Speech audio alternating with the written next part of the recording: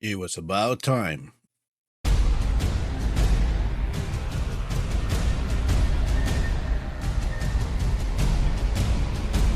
Forerunner server is getting a patch this week.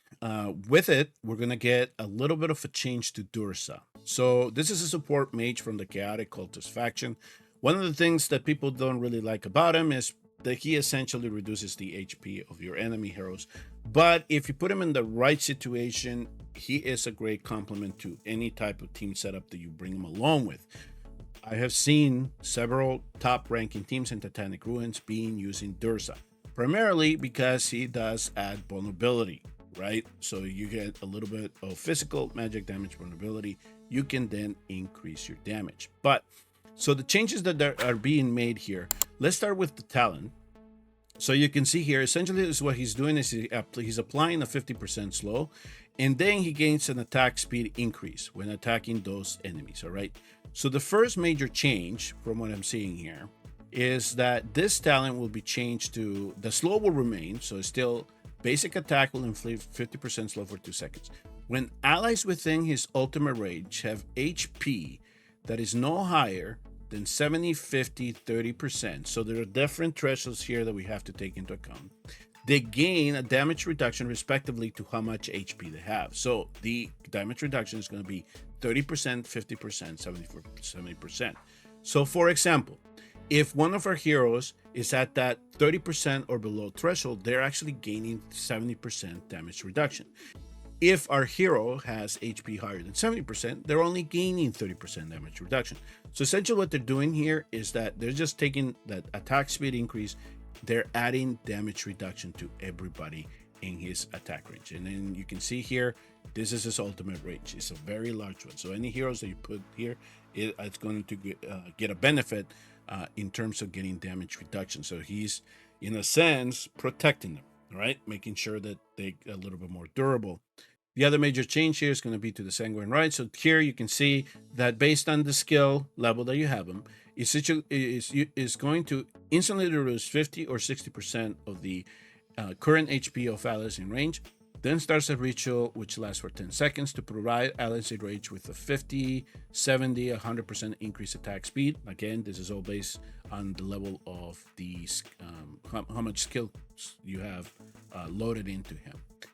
And then deduct 20% of the current HP every 2 seconds. So the way that they're changing this is now that it instantly reduces 50% of the current HP of allies in range. So there's no threshold now. It's going to be set. It's going to be 50%.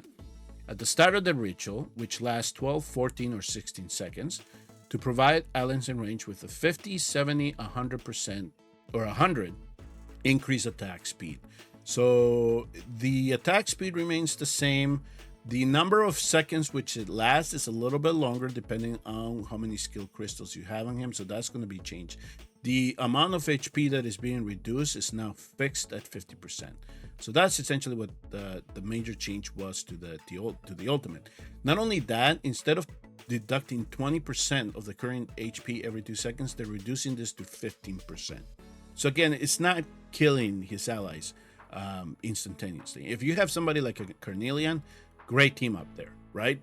But if you want to bring other heroes like the Somi or Fersi or you pick your favorite healer to try to put a arena composition together, you can do that as well. But essentially what it is kind of taming down how much HP he is reducing from his allies. Not only that, there's an added benefit now to how long the ritual lasts and the current and then the threshold. You're not losing as much. So that's phenomenal for him. The other thing that I was looking here is this passive here. So right now it's titled as Cursed Infusion, but in the patch notes it says Divine Possession. So here you can see that right now each time an ally's HP is deducted, if that ally's HP falls below 50, 60, 75%, they gain 30, 40, 50% damage increase for 2 seconds. If not, half of the damage increase will be granted. Now, this is going to change. Now it says during the Sanguine Rite, so this is during the ultimate, each time an ally HP is deducted, they gain 35 or 40%, depending on the skill level, inspiration for 2 seconds. If that ally's HP falls below 50, 65, 75%, they gain an extra 20, 30, damage increase for 2 seconds. So this damage increase here in the passive was fixed at 30%. Now it's based on the level. So you could do 30, 40, 50%. Now you can do 20, 30. It says 20, 20, 30, 30, 30. Damage increase for 220. This will provide a very big boost to this passive because now we're getting inspiration from him in addition to the damage increase. So it's a nice little boost that we're gonna get from this support mage. The other thing that they changed with him were his awakenings. Now going through looking to see what exactly they were. Here's what they did. They're just reshuffling some of this and they changed one. Essentially what's happened. So here, Awaken 3, the one that gives you the extra, the 60 rage, when you have that first HP reduction, which is capped at 240, they're moving this to 1, okay? And then the first one that is giving the attack speed increase, this one here is moved all the way down to 5. So 3, now, the way that they describing this is they're going to give you a little bit more of a benefit now with the rage. So with 1, you're going to get that 60 cap at 240, but with 3, during the sanguine rite, it restores 1% rage per second for other allies in range, in addition to anything that you're getting from Awakening 1. So nice little boost there. So he's giving inspiration, he's giving rage, right? So they can get back to their ultimates a little bit quicker. Not only that, with the inspiration, there's the damage increase, and on top of that, now with them is the ultimate, which instead of getting this attack speed increase, now they're going to afford the opportunity for our heroes to gain damage reduction. So yes, he might subtract some HP from them, but he's giving them all these other benefits. And definitely we have so many support heroes now that we can take advantage to make sure that they are protected and that they can remain on the field while Durza is doing what he's meant to do, which is to be a support mage. All right, for those of you that have Komet at Awaken 3, you're going to probably notice this change, because one of the things that we know from getting him there is that he gets that increase in his ultimate range. It's essentially 1 tile each side, right?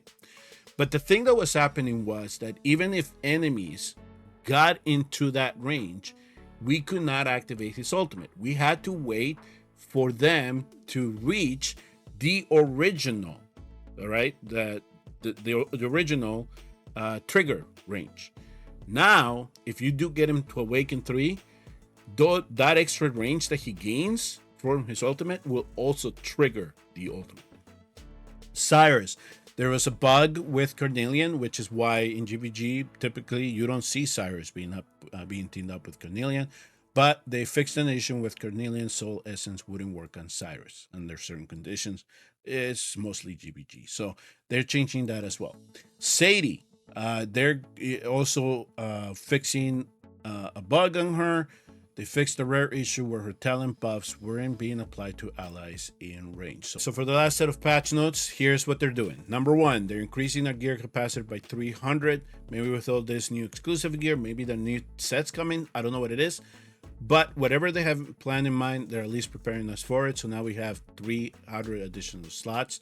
Another improvement that they're giving us is in faction trials and gear dungeons.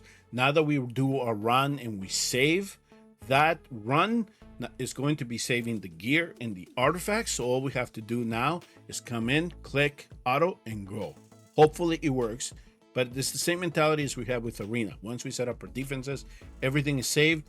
They're applying this to faction trials and gear dungeons, so we don't have to go in there and spend time and make sure that our heroes are gear. Perfect. We welcome this. This is a nice little feature. The other thing that they're doing here is they're optimizing the tooltips display and exclusive gear details pop up. I'm going to say that it's probably adding what the main stat is for each one of these pieces of gear, because that is the one piece of information that is lacking right now.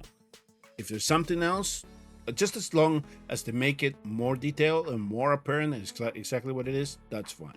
But I'm assuming that this is just adding the main stat to the gallery once we go into the forge and we click the magnifying glass to look at the details. They're also going to fix that nasty detail with the Scaled King Shaman, where he wasn't really healing all the demon shoulders. So apparently now they're going to be able to restore the HP of all of them, right? Of other demon soldiers. So, all right, we'll see this. So we can definitely make sure that this applies during our runs, the GBG runs, and look to see how that changes. The other thing that they're doing is they're removing the quest of using rare skill crystals from guild donation. They're really hard to come by, especially in the end game. I usually skip them because I do try to keep a good batch of them just in case to release new rares. Doubt it, but at least I have those. Now, here's the annoying aspect of this is, at least for me, because I'm not a big fan of the content. It needs a lot of improvement. They know it. Is arena. So they decided to add a 9th wave. They decided, well, you need to spend more time here. Perfect. So for all of us here in Forerunners, we're just going to have to get ready to reset all our defenses again. This is essentially what we're going to have to compensate for, because it's going to throw off anything that we already set up. For the global server, hopefully you all see this coming in an instantaneous one shot, right? So once the season resets, you're going to get the new maps, you're going to get the new layout, you're going to get the the new demon soldier makeups, the monsters coming out. At the same time, they added the 9th wave. So you won't have this 2-step process that we had here in the Forerunners, all right? But that's essentially what you can keep an eye for here for Arena. So if you love Arena, which I do wonder sometimes if they really understand how much people appreciate that content, you're now looking forward to getting a 9th wave. So that'll do it for Forerunner news. So at least the major portion of this patch is going to be the Durza rework. That's essentially what it is. Not only that, I think that the other interesting aspect here for some is going to be this new quality of life feature here with the gear, dungeons, and faction trials. In terms of just being able to click out of fight and clear this out, just like now we can do with the Void Rift. Thank you all very much for tuning in and watching. I will see you all in the next Watch Our Realms video.